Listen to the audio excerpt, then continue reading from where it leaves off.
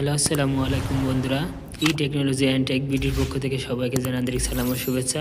আজ আমরা নবম দশম শ্রেণীর তথ্য ও যোগাযোগ প্রযুক্তি সম্পর্কে আলোচনা করব। চলুন শুরু করা যাক। তথ্য ও যোগাযোগ প্রযুক্তি নবম দশম শ্রেণী 2025 সালের নতুন বই অনুযায়ী আমরা আজ আলোচনা করব প্রথম অধ্যায় তথ্য ও যোগাযোগ প্রযুক্তি আমাদের বাংলাদেশ। আজকে আমরা প্রথম অধ্যায়ের প্রথম অল্প কিছু পৃষ্ঠা নিয়ে আলোচনা করব। তথ্য ও যোগাযোগ প্রযুক্তি আমাদের বাংলাদেশ। তথ্য প্রযুক্তি কি তোমরা বন্ধুরা আগের শ্রেণীতে পড়ছো। এখন প্রথম অধ্যায়ে তথ্য ও যোগাযোগ প্রযুক্তি আমাদের বাংলাদেশ। এখানে একটা ওয়েবসাইট দেখতে পাচ্ছ, ওয়েবসাইটের নাম বাংলাদেশ গভর্নমেন্ট ভিডি। এ অধ্যায় থেকে আমরা কি শিখব? তথ্য ও যোগাযোগ প্রযুক্তির গুরুত্ব ব্যাখ্যা করতে পারবো। তথ্য ও যোগাযোগ প্রযুক্তি সংশ্লিষ্ট ব্যক্তিগত বর্গের অবদান বর্ণনা করতে পারবো।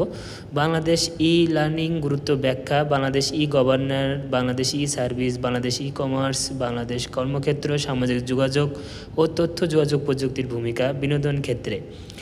21 শতক এবং তথ্য যোগাযোগ প্রযুক্তি। বিগত শতাব্দীতে সম্পদের যে ধারণা ছিল, 21 শতকে এসে সেটি পুরোপুরি পাল্টে গেছে। পৃথিবীতে সবই মেনে নিয়েছে যে 21 শতকের শব্দ হচ্ছে জ্ঞান, যার অর্থ কৃষি, খনিজ সম্পদ কিংবা শক্তির উৎস নয়, শিল্প কিংবা বাণিজ্য নয়। এখন পৃথিবীর সম্পদ হচ্ছে সাধারণ মানুষ। তার কারণ শুধু মানুষ জ্ঞান অন্বেষণ করতে পারে, জ্ঞান ধারণ করতে পারে এবং জ্ঞান ব্যবহার করতে পারে। পৃথিবীর সম্পদের এই নতুন ধারণাটি আমাদেরকে বলা হয় জ্ঞান। আমরা সবই অনুভব করি। 21 শতকের পৃথিবীটা আসলে জ্ঞানভিত্তিক একটি অর্থনীতির ওপর দাঁড়িয়ে আছে। এটা হচ্ছে গ্লোবালাইজেশন, অন্যটি হচ্ছে ইন্টারজেলেশন। এই দুটি বিষয় তদান্তরিত হওয়ার পেছনে কারণটি হচ্ছে তথ্য ও যোগাযোগ প্রযুক্তি। যে কোনো দেশকে উন্নত করতে হলে তথ্য প্রযুক্তিটা খুবই গুরুত্বপূর্ণ ধারণা বহন করে। আমরা জানি পৃথিবীর মানুষ এক সময় বেঁচে থাকার জন্য পুরোপুরি প্রাকৃতিক অনুকর্মর ওপর নির্ভর করতে হতো। মানুষ বিভিন্ন যন্ত্রপাতি আবিষ্কার করে প্রকৃতির ওপর নির্ভরশীল কমিয়ে এনেছে। আমরা দেখো এখানে একটি আইসিটি প্রতিযোগিতা ক্লাস চলতেছে বন্ধুরা। এই নতুন বিপ্লবের অংশ নিতে হলে বিশেষ এক ধরনের প্রস্তুতি নিতে হবে, সেটি আমরা অনুভব করতে পারি। যদি আমরা বেঁচে থাকার সুনির্দিষ্ট দক্ষতাগুলো দেখতে চাই, তাহলে সেগুলো হবে পারস্পরিক সহযোগিতার মনোভাব, যোগাযোগ, এগুলোর জন্য সৃজনশীলতা এবং তার সাথে সাথে তথ্য ও যোগাযোগ প্রযুক্তি পরিদর্শকতা।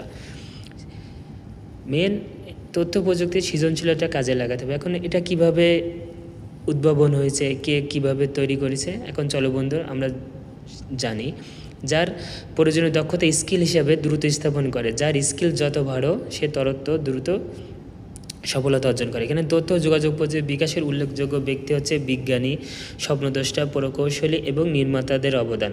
তারা এই তারহীন যোগাযোগ ব্যবস্থা, কম্পিউটার গণনা ক্ষমতা বৃদ্ধি এবং মাইক্রোটোনিক বিকাশ বর্তমান আইসিটিকে মুঠোর মধ্যে এনে দিয়েছে।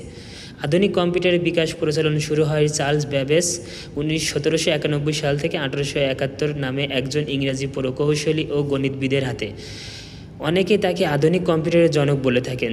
তিনি তৈরি করেন ডিফারেন্স ইঞ্জিন। 1991 সালে লন্ডন বিজ্ঞানী জাদুঘরে চার্লস ব্যাবেজের বর্ণনা অনুসারে একটি ইঞ্জিন তৈরি করা হয়। দেখা যায় যে সেটি সঠিকভাবে কাজ করছে এবং পরবর্তীতে তিনি এনালিটিক্যাল ইঞ্জিন নামে একটি গণনা যন্ত্রের পরিকল্পনা করেন।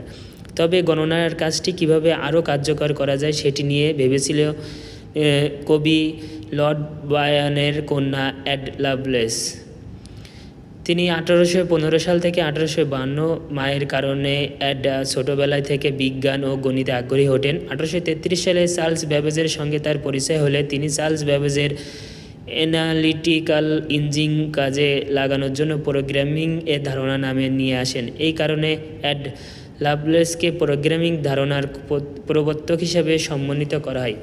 1840 সালে চার্লস ব্যাবেজ তরুণ হিসাবে সম্মানিত বিশ্ববিদ্যালয়ে তার ইঞ্জিন সম্পর্কে বক্তব্য দেন। সে সময় অ্যাড লাভলেস চার্লস ব্যাবেজের সহায়তায় নিয়ে বক্তব্যের সঙ্গে ইঞ্জিনের কাজের ধারাটি ধাপ অনুসারে ক্রমান্বিত করেন।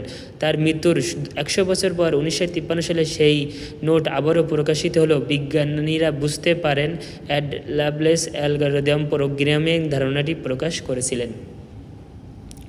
বিজ্ঞানী জেমস ক্লার্ক ম্যাকওয়েল 1831 সাল থেকে 1879 তড়িৎ চৌম্বকীয় বলের ধারণা প্রকাশ করেন। তড়িৎ চৌম্বকীয় বলের ধারণা বিনা তারায় বার্তা প্রেরণের সম্ভাবনা সৃষ্টি করে, বিনা তারে বার্তা প্রেরণের সম্ভাবনা সৃষ্টি করে।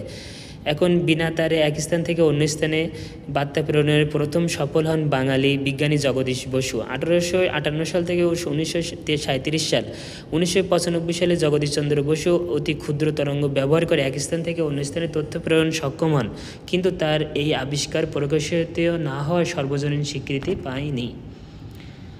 তারপর ইতালি বিজ্ঞানী গুগলিয়ামো মার্কিন 1874 সাল থেকে 1937, তবে 1997 সালে institute of electrical and electronics engineering তাকে স্বীকৃতি দেয় এবং রেডিও বিজ্ঞানীর অগ্রপথিক ও অন্যতম আবিষ্কার হিসেবে আখ্যায়িত করেন। এজন্য তাকে বেতার যন্ত্রের আবিষ্কার হিসেবে স্বীকৃতি দেওয়া হয়।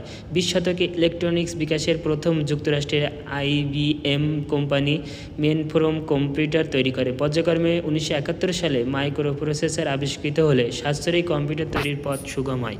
20 শতকের 60-70-এর দশকে ইন্টারনেট প্রোটোকল ব্যবহার করে অপারেটর আবিষ্কৃত হয়, যা বলা হয় তখন থেকে নেটওয়ার্কের মাধ্যমে কম্পিউটার সমূহের মধ্যে আন্তঃসংযোগ বিকশিত হতে শুরু করে, আর এই বিকাশের ফলে তৈরি হয় ইন্টারনেট। 1971 সালে আরপানেট ইলেকট্রনিক মাধ্যমে পত্র চালানোর সূচনা করেন আমেরিকা। এখন আমরা তাহলে বুঝলাম কিভাবে এই কম্পিউটার আবিষ্কার হয়েছে, কিভাবে আমরা এখন মোবাইলে তার ছাড়া কথা বলতে পারি, সবগুলো আলোচনা এখানে আমাদের করা আছে। বন্ধুরা, এই অধ্যায়টা অনেক বেশি ইম্পর্টেন্ট। তা এই অধ্যায়টা তোমাদের অনেক বেশি ইম্পর্টেন্ট। এই অধ্যায়টা ভালো করে তোমরা রিভিশন দিবা। আমরা এই অধ্যায় থেকে যা যা শিখছি, বিজ্ঞানী জগদীশচন্দ্র বসু, যেটা আমাদের বাংলাদেশের বিজ্ঞানী, তিনি তরঙ্গ, কিন্তু তার এই আমরা পরবর্তীতে অধ্যায়তে আসব তথ্য যোগাযোগ প্রযুক্তি আমাদের বাংলাদেশ। পরবর্তীতে অধ্যায়তে আমরা আলোচনা করব কম্পিউটারের জনক, ফেসবুকের জনক ইত্যাদি। তারপরে এখানে আমরা যে মাইক্রোপ্রসেসর আবির্ভাবের পর বিশেষ করে যুক্তরাষ্ট্রে সেটি ব্যবহার করে পার্সোনাল কম্পিউটার তৈরি কাজ শুরু করে। 1955 সাল থেকে 2011 তার দুই বন্ধু স্টিভ বাইকিং, রোল্যান্ড, এইভাবেই এই অধ্যায়টা তোমরা পড়ে নেব। 1976 সালে 1 এপ্রিল। অন্যদিকে 1981 সালে IBM কোম্পানি তাদের বানানো পার্সেল কম্পিউটার অপারেটিং সিস্টেম তৈরি করার জন্য উইলিয়াম হার্নি গেটস অথবা বিল গেটস তার বন্ধুদের প্রতিষ্ঠান মাইক্রোসফটের দায়িত্ব দেয়। বিকশিত হয় এবং MS-DOS এবং Windows operating system. Bill Gates প্রতিষ্ঠিত Microsoft company operating system software বর্তমান পৃথিবীর অধিকাংশ কম্পিউটারে পরিচালিত হয়। 1989 সালে স্যার টিমোথি জন বার্নস-হিল জন্ম। 8 জুন 1955 নামে একজন ব্রিটিশ কম্পিউটার বিজ্ঞানী হাইপারফার ট্রান্সফর্মার প্রোটোকল ব্যবহার করে তথ্য আদান প্রদান করেন। এখানে বলা হয়েছে মার্ক জাকারবার্গ, আমরা সবাই একে চিনি। বর্তমান পৃথিবীতে সবচেয়ে জনপ্রিয় সামাজিক মাধ্যমের নাম ফেসবুক। হার্ভার্ড বিশ্ববিদ্যালয়ের শিক্ষার্থী মার্ক জাকারবার্গ, জন্ম 14 মে 1984। তার 4 বন্ধু হাতে সূচিত হয় ফেসবুক। বর্তমানে অনেক ফেসবুক ব্যবহার করেন। তা বন্ধুরা, লার্নিং বাংলাদেশ। এখন লার্নিংয়ে আমরা জানলাম কিভাবে ফেসবুক উদ্ভাবন হয়েছে, কিভাবে প্রোগ্রামিং হয়েছে, কিভাবে টেলিফোনের যুগ হয়েছে। এখন লার্নিং বাংলাদেশ। একটি দেশকে বেশি উন্নতির শিখরে নিয়ে যেতে হলে লার্নিংটাও খুবই গুরুত্বপূর্ণ। লার্নিং শব্দটি ইলেকট্রনিক লার্নিং কথাটি সংক্ষিপ্ত রূপ, এবং এটা বলতে আমরা পাঠদান করার জন্য CD-ROM, ইন্টারনেট, ব্যক্তিগত নেটওয়ার্ক কিংবা টেলিভিশন চ্যানেল ব্যবহার করার পদ্ধতিকে বুঝিয়ে থাকি। সারা পৃথিবীতে এখন এটার পরিচালন খুবই গুরুত্বপূর্ণ। গভর্নাল ও বাংলাদেশ। সার্ভিসে বাংলাদেশ 365 দিনে 24 ঘন্টা করা সম্ভব, যেমন ATM, মোবাইল ব্যাংকিং, তথ্য সেবা ইত্যাদির ফলে এটা সম্ভব হয়েছে। সার্ভিস বাংলাদেশ সরকারি এবং বেসরকারি অনেক সেবামূলক সংস্থা সার্বক্ষণিকভাবে অথবা সময়ে সময়ে দেশের জনগণকে বিভিন্ন সেবা প্রদান করে থাকে। এই সেবা হতে পারে এখন ইপুজি কি দেশের প্রথম ডিজিটাল সংস্কার। ইপুজি, ই-পাস, ই-টিকিট, টেলিভিশন, অনলাইন আয়কর হিসাবে ক্যালকুলেটর ইত্যাদি।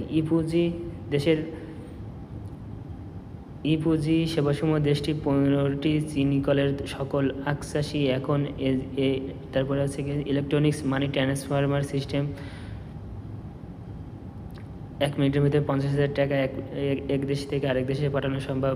পৌঁছা সেবা, যার ভিতরে আমরা ডিজিটালের মাধ্যমে জমি জায়গা সংরক্ষণ, তো স্বাস্থ্য সেবা, রেলওয়ে টিকিট ও মোবাইল টিকিট। আগে রেলওয়ে টিকিট কাটার জন্য লাইনে দাঁড়াতে হতো, এখন ঘরে বসেই কাটা যায়। কমার্স বাংলাদেশ একটি দেশের বিকাশ ও কর্মসংস্থানের ক্ষেত্রে বাণিজ্যের কোনো বিকল্প নেই। ডিজিটাল প্রযুক্তির বিকাশে ইন্টারনেটের উদ্ভাব ও বিকাশ এবং কাগজের মুদ্রার বাইরেও ইলেকট্রনিক্স পদ্ধতি ব্যবহার করা হয়।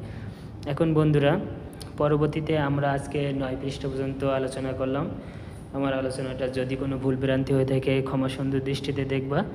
ইনশাল্লাহ পরবর্তীতে আমাদের ভিডিওটি আরও আপডেট করে আমরা নিয়ে আসবো তোমাদের মাঝে। তাই এই অধ্যায় থেকে আমরা কি শিখলাম, কিভাবে মোবাইলের যুগে আমরা পদার্পণ করলাম, কিভাবে কম্পিউটারের যুগে পদার্পণ করলাম, কিভাবে কম্পিউটারের সহজ হলো, কিভাবে প্রোগ্রাম তৈরি হয়, কিভাবে ওয়েবসাইটের উদ্ভাবন হলো, কিভাবে ফেসবুকের উদ্ভাবন হয়েছে, সবগুলো সম্পর্কে আজকে আমরা ধারণা নিলাম। আর এইগুলো ব্যবহার করে কমার্স ব্যবহার করে আমাদের যোগাযোগ ব্যবস্থা কত সুন্দর হচ্ছে সেটা আমরা জানলাম। তো বন্ধুরা, যদি আমার ভিডিওটা ভালো থাকে অবশ্যই লাইক কমেন্টস করে আমার সঙ্গে থাকবেন। ধন্যবাদ।